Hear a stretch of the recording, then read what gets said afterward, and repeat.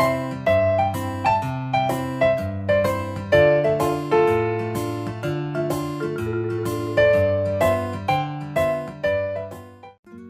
കൂട്ടുകാരെ, മലയാളി മോമിലേക്ക് നിങ്ങൾക്ക് വീണ്ടും സ്വാഗതം. 30 ദിവസം കൊണ്ട് വീട് വൃത്തിയാക്കുന്ന ചാലഞ്ചിൻ്റെ രണ്ടാമത്തെ ദിവസത്തെ വീഡിയോ ആയിട്ടാണ് വന്നിരിക്കുന്നത്. ഇന്ന് നമ്മൾ മരുന്നുകളാണ് ഓർഗനൈസ് ചെയ്ത് വെക്കാൻ പോകുന്നത്. കഴിഞ്ഞ ദിവസത്തെ ടാസ്ക് എല്ലാവരും ചെയ്തു എന്ന് പ്രതീക്ഷിക്കുന്നു. നിങ്ങൾ ഈ ചാലഞ്ചിൽ പാർട്ടിസിപ്പേറ്റ് ചെയ്യാൻ ആഗ്രഹിക്കുന്നുണ്ടെങ്കിൽ ഞാൻ ഡിസ്ക്രിപ്ഷനിൽ ലിങ്ക് കൊടുത്തിട്ടുണ്ട്. അത് ക്ലിക്ക് ചെയ്താൽ ഓരോ ദിവസം ചെയ്തിരിക്കുന്ന ടാസ്കിൻ്റെ വീഡിയോസിൻ്റെ പ്ലേലിസ്റ്റ് നിങ്ങൾക്ക് കിട്ടും. അത് ക്ലിക്ക് ചെയ്താൽ അതെല്ലാം നിങ്ങൾക്ക് കറക്റ്റായിട്ട് ചെയ്ത് തീർക്കാവുന്നതാണ്.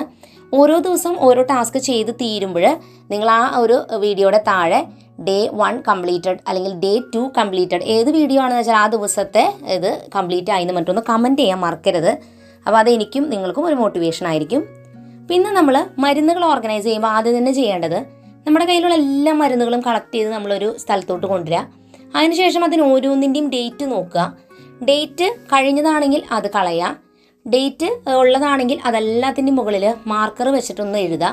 കുറച്ച് നാൾ കഴിയുമ്പോൾ ഡേറ്റുകളൊക്കെ മാഞ്ഞു പോവും. അപ്പോൾ അത് മാഞ്ഞു പോകാതെ ഇരിക്കാൻ വേണ്ടിയിട്ടാണ് നമ്മൾ മാർക്കർ വെച്ചിട്ട് എഴുതുന്നത്. എല്ലാ മരുന്നുകളുടെ മുകളിലും എഴുതിയ ശേഷം നമുക്കിനി ഇതെല്ലാം സ്റ്റോർ ചെയ്ത് വെക്കാം. ഞാൻ കഴിഞ്ഞ വർഷത്തിൽ ഇതുപോലെയുള്ള പ്ലാസ്റ്റിക് ബാസ്ക്കറ്റുകൾ മേടിച്ചിട്ടുണ്ടായിരുന്നു. അതിലാണ് മരുന്നുകൾ, ഓയിൽമെൻറ്റുകൾ ഇതെല്ലാം തരം തിരിച്ച് ഒതുക്കി വെക്കുന്നത്. അപ്പോൾ അത് കഴിഞ്ഞ വർഷം ഒതുക്കിയോണെന്ന് തന്നെ എനിക്ക് ഈ പ്രാവശ്യം ഒട്ടും തന്നെ അത് ഒതുക്കാനായിട്ടുണ്ടായിരുന്നില്ല.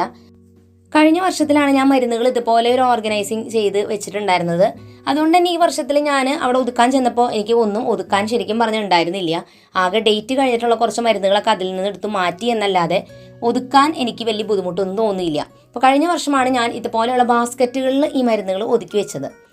ഇങ്ങനെയുള്ള ബാസ്ക്കറ്റിൻ്റെ ഒരു ഗുണം എന്താണെന്ന് വെച്ചാൽ നമുക്ക് ഒതുക്കി വെക്കാനും എളുപ്പമാണ്. മാത്രമല്ല അതിൻ്റെ ലിഡ് തുറക്കാനും അടയ്ക്കാനും കുറച്ചുകൂടി ഈസിയാണ്. പെട്ടെന്ന് നമുക്ക് എടുക്കാനായിട്ട് പറ്റും. അപ്പോൾ ആദ്യം ഞാൻ കുറച്ച് സിറപ്പുകളും ഓയിൽമെൻറ്റുകളും അതൊക്കെയാണ് ഒരു ബാസ്ക്കറ്റിൽ ഒതുക്കി വെച്ചിട്ടുണ്ടായിരുന്നത്. അടുത്തത് ഞാൻ ഈ ഒരു ബാസ്ക്കറ്റിൽ ടാബ്ലറ്റ്സ് ഒക്കെയാണ് ഒതുക്കി വെക്കുന്നത്. ടാബ്ലറ്റ്സ് നമ്മൾ എന്തിനുള്ളതാണെന്ന് കൂടി മുകളിൽ എഴുതി വെക്കുന്നുണ്ട്. കാരണം പേര് മാത്രം കണ്ടാൽ പെട്ടെന്ന് നമുക്കത് ആവശ്യം വരുമ്പോൾ ഓർമ്മ വരില്ല. അപ്പോൾ അതുകൊണ്ട് ഞാൻ പേരും കൂടി അതിന് എന്തിനു വേണ്ടിയിട്ടുള്ളതാണെന്ന് കൂടി ഒന്ന് എഴുതി വെക്കുന്നുണ്ട്. നമ്മൾ ഒരിക്കലും സ്വയം ചികിത്സ ചെയ്യുന്നത് ഒന്നും നല്ലതല്ല. അതുകൊണ്ട് അത്യാവശ്യം വന്നാൽ മാത്രം ഉപയോഗിക്കാൻ ഇങ്ങനെയുള്ള മരുന്നുകൾ നമ്മൾ സ്റ്റോർ ചെയ്ത് വെച്ചിരിക്കുന്നത്. ഇതിലും ഡേറ്റ് കഴിഞ്ഞിട്ടുണ്ടെങ്കിൽ അത് കൃത്യം നോക്കി അത് മാറ്റാനായിട്ടും ശ്രദ്ധിക്കുക. ഈ ഒരു ആയുർവേദ ടാബ്ലറ്റ് നമ്മൾ വീട്ടിൽ കരുതുന്നത് നല്ലതാണ് കേട്ടോ. ഈ ഒരു ടാബ്ലറ്റിൻ്റെ പേര് വില്ലാധി ഗുളിക എന്നാണ്. ഈ ഒരു ഗുളിക നമ്മൾ പ്രാണികളൊക്കെ കടിക്കുന്ന സമയത്ത് ഇതൊന്ന് അരച്ചിട്ട് ഇത്തിരി പനിക്കൂർക്കയുടെ നീരിൽ ചാലിച്ച് ആ ഒരു ഭാഗത്ത് അപ്ലൈ ചെയ്താൽ പെട്ടെന്ന് ആ ഒരു പ്രാണി കടിച്ചതിൻ്റെ നീറ്റവും വേദനയും അങ്ങനെ എന്തെങ്കിലുമൊക്കെ ബുദ്ധിമുട്ടുണ്ടെങ്കിൽ പെട്ടെന്ന് പോകാറുണ്ട് കേട്ടോ. കൂടുതൽ ബുദ്ധിമുട്ടുണ്ടെങ്കിൽ ഡോക്ടറെ കാണിക്കണം. പെട്ടെന്നൊരു റെമഡി പോലെ ഉള്ളൊരു ടാബ്ലറ്റാണിത്. അപ്പോൾ അതൊക്കെ ഞാനെല്ലാം സ്റ്റോർ ചെയ്തതിൽ വെച്ചിട്ടുണ്ട്. ഇനി ഈ ഒരു ചെറിയ പൗച്ചിൻ്റെ ഉള്ളിൽ എമർജൻസി ആയിട്ട് നമുക്ക് വേണ്ട മരുന്നുകളാണ് ഞാൻ വെച്ചിരിക്കുന്നത്. അതായത് ഒരു ആൻറ്റിസെപ്റ്റിക് ഓയിൽമെൻറ്റ്, കയ്യിൽ പൊള്ളലൊക്കെ വരാണെങ്കിൽ അപ്ലൈ ചെയ്യാൻ ഓയിൽമെൻറ്റ്, ഒരു കുഞ്ഞു ബോട്ടിൽ ഡെറ്റോള്, പിന്നെ ബാൻഡേജുകൾ, അങ്ങനെ അത്യാവശ്യമായിട്ട് പെട്ടെന്ന് നമുക്ക് ആവശ്യം വന്നാൽ നമ്മുടെ മക്കൾക്ക് പോലും പെട്ടെന്ന് ആക്സസ് ചെയ്യാൻ പറ്റുന്ന രീതിയിൽ ഒരു ചെറിയ പൗച്ചിൻ്റെ ഉള്ളിൽ ഒരു ഫസ്റ്റ് എയ്ഡ് കിറ്റ് പോലെ നമ്മൾ ഉണ്ടാക്കി എല്ലാം സ്റ്റോർ ചെയ്ത് വെച്ചിട്ടുണ്ട്. അപ്പോൾ ഈ ഒരു ബാൻഡേജും ഇതൊക്കെ ഒരു വേറെ കവറിൽ വെക്കുക. കാരണം മരുന്ന് എന്തെങ്കിലും ലീക്ക് അടിച്ചാൽ പെട്ടെന്ന് ഇതിലേക്ക് ആവണ്ട വെച്ചിട്ട് ഞാനതൊരു സിപ്പ് ലോക്ക് ബാഗിൽ വെച്ചിട്ട് അതും ഒതുക്കി വെക്കുന്നുണ്ട്. അപ്പോൾ ബാക്കിയുള്ള മരുന്നുകളൊക്കെ ബാസ്ക്കറ്റിൽ വെച്ചെങ്കിൽ ഇത് മാത്രം പെട്ടെന്ന് എടുക്കാൻ ഞാൻ ഇങ്ങനെയാണ് വെച്ചിരിക്കുന്നത്. ഇതിൽ കുറച്ച് കോട്ടനാണ് നമ്മൾ വെച്ചിരിക്കുന്നത്. അതും കൂടി ഞാൻ ഇതിൻ്റെ കൂടെ തന്നെ വെക്കുന്നുണ്ട്. പിന്നെ നമ്മൾ ഒതുക്കിയിട്ടുണ്ടായിരുന്നത് ഇതുപോലെ നമുക്ക് എന്തെങ്കിലുമൊക്കെ വയ്യായി വരുമ്പോൾ ആവശ്യം വരുന്ന കുറച്ച് കാര്യങ്ങൾ, ടൂൾസ് എന്നൊക്കെ പറയാം. അതായത് ഇത് മരുന്നൊക്കെ പൊടിച്ചെടുക്കാനുള്ള ചെറിയൊരു ഇതുപോലെ ഇടിക്കുന്ന കല്ലാണ്. പിന്നെ മരുന്നുകൾ അളക്കാനുള്ള പാത്രങ്ങൾ, അങ്ങനെയുള്ള കാര്യങ്ങളെല്ലാം തന്നെ ഈ ഒരു ബാസ്ക്കറ്റിലാണ് സ്റ്റോർ ചെയ്ത് വെച്ചിരിക്കുന്നത്. തെർമോമീറ്റർ അങ്ങനെയുള്ളതെല്ലാം കേട്ടോ. അപ്പോൾ ഇതെല്ലാം നമുക്ക് ഒരു ഇതിൽ തന്നെ പെട്ടെന്ന് ആക്സസ് ചെയ്യാൻ വേണ്ടിയിട്ടാണ് ഇതെല്ലാം ഒരു ബാസ്ക്കറ്റ് വെച്ചിരിക്കുന്നത്. ഇത് ഹോട്ട് ബാഗാണ്. ഇത് നമുക്ക് വളരെ ഫ്ലെക്സിബിൾ ആയിട്ട് ഉപയോഗിക്കാൻ പറ്റുന്ന ഹോട്ട് ബാഗാണ്. വേറെ 2 തരത്തിലുള്ളതുണ്ട്.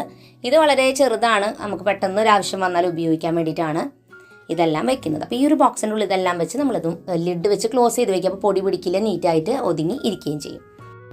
ഈ ഒരു ബാസ്ക്കറ്റിൽ ഞാൻ ഫേസ് മാസ്കുകളെല്ലാം തന്നെ വെക്കുന്നത്.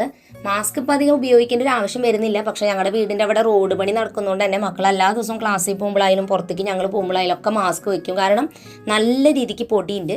അപ്പോൾ ഈ മാസ്കുകളെല്ലാം തന്നെ ഞാൻ ഇതിൽ സ്റ്റോർ ചെയ്ത് വെച്ചിരിക്കുകയാണ്.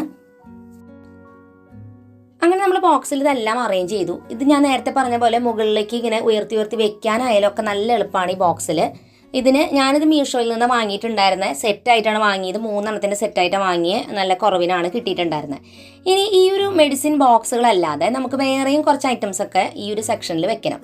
ഹോട്ട് ബാഗാണിത്. ഇത് കട്ടിയുള്ള മോഡൽ ഹോട്ട് ബാഗാണ്.